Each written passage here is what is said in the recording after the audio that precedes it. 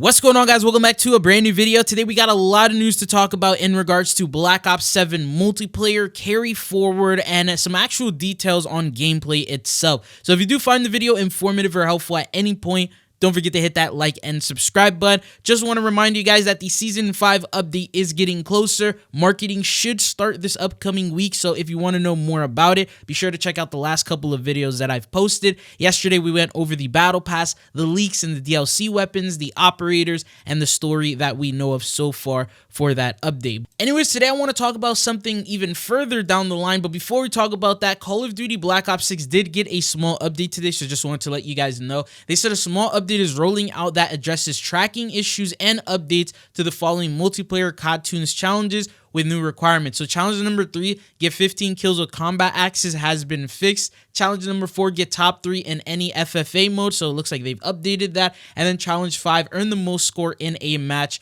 3 times. So these are the ones that they fixed, weren't tracking. There's a couple of others. I know Zombies had one that wasn't working.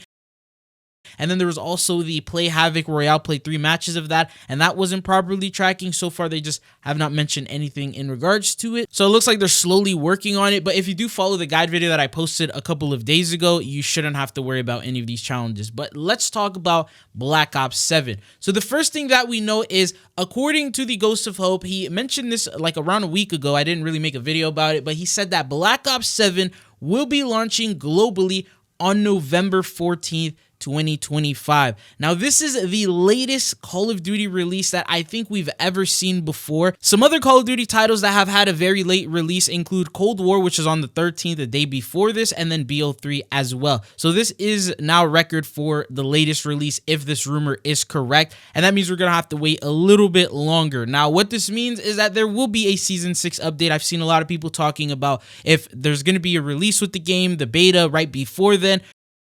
Will we have time for Black Ops 6's Season 6? Will there be a haunting event? And considering that the game isn't going to launch until halfway through November, it's going to give them plenty of time for the month of October to make a pretty big haunting event and go out with a bang in terms of Black Ops 6's content. The bad news about this is we have to deal with Black Ops 6, and I'm not going to lie, Season 4 has probably been, in my opinion, the worst season we've had, the most boring, and everything has just been pretty stale so far. And I've noticed a lot of you guys have agreed with that in the comments below, saying that just Season 4 overall has just been pretty long, not as much content, and it got stale pretty quickly. The events that they release can be done within like an hour, so it leaves you off with not much to do. And unlike Modern Warfare 3 being one of the best post-seasonal support games that we've ever had, and I want to share some good news because the Ghost of Hope said, not sure if they'll credit them, but Sledgehammer is pretty much doing the entire multiplayer at this point. That has to mean something, I hope.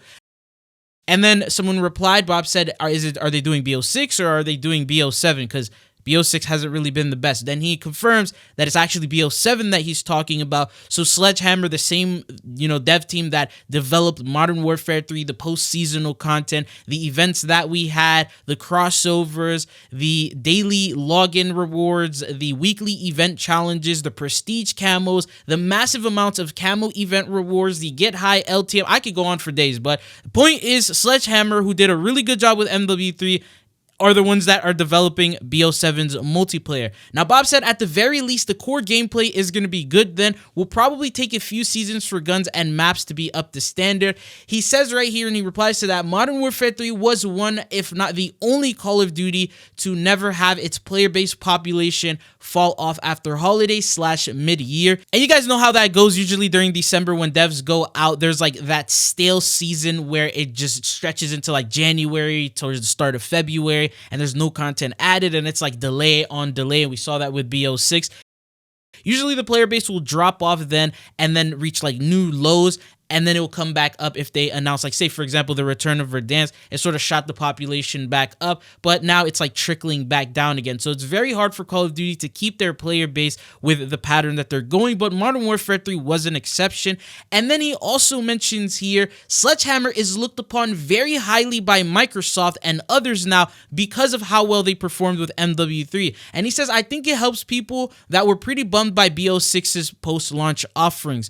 And to also point out, because at the same time they're developing COD 2027, people were thinking maybe if they do work on the multiplayer for BO7, won't that make COD 2027 really bad because they won't have as much dev time? And he also answered that he said they are still full steam ahead on 2027, so this won't impact much, if at all. They definitely lost a lot with layoffs, more than publicly known, but they're going to be hiring a lot here shortly.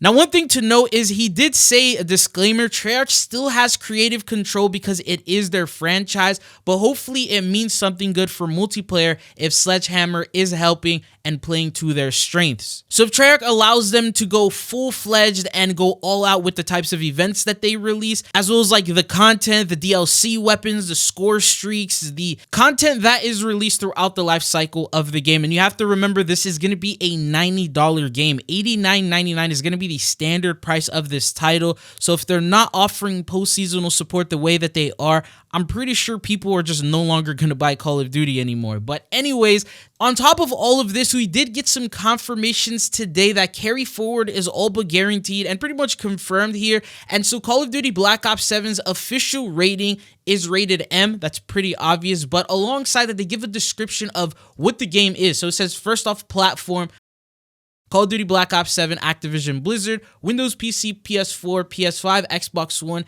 and the Xbox Series X and S. Then it says rating summary. Call of Duty Black Ops 7 is rated M for mature 17+, which is the same typical stuff, by ESRB with blood and gore, intense violence, strong language, suggestive themes, and use of drugs.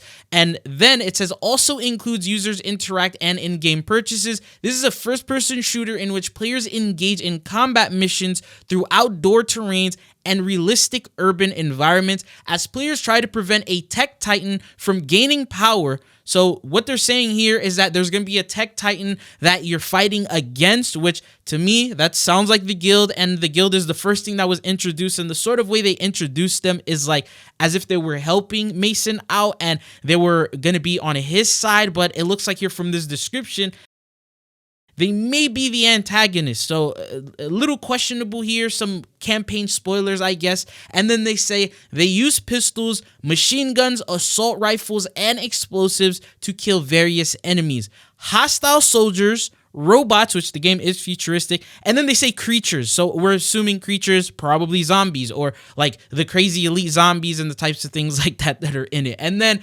battles are realistic and frenetic, highlighted by gunfire, cries of pain, and blood splatter effects. Some levels allow players to engage in execution moves / sequences, so they're talking about finishing moves here. And then to give an example, repeatedly stabbing a foe in the chest, throat, torso. Some weapons cause characters to explode into bloody chunks of flesh. Zombie and hallucination sequences depict frequent dismemberment and decapitation while battling hordes of enemies. And then they say some weapons feature marijuana / joints / paraphernalia, player's character inhaling marijuana from a bong-like structure attached to a rifle.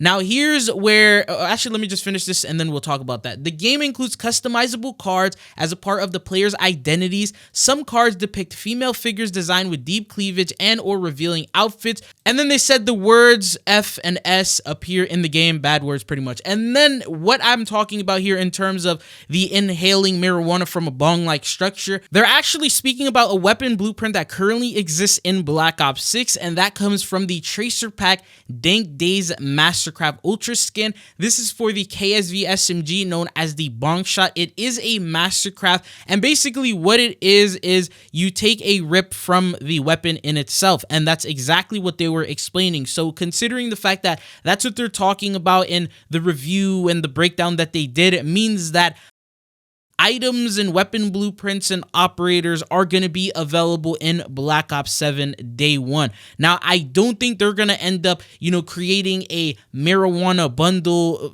fresh, brand new marijuana bundle when the game launches. That really doesn't make sense. Usually the wacky skins like these will be added in the Season 1 update, which is around a month after the release of the full game. So meaning that whoever reviewed this shouldn't have seen a store bundle in the store because they wouldn't even have those added at the time. So clearly they're talking about things that already exist, and that is the bong shot, which is from the dank days. That means that carry forward is basically confirmed at this point. It's going to be available in Black Ops 7.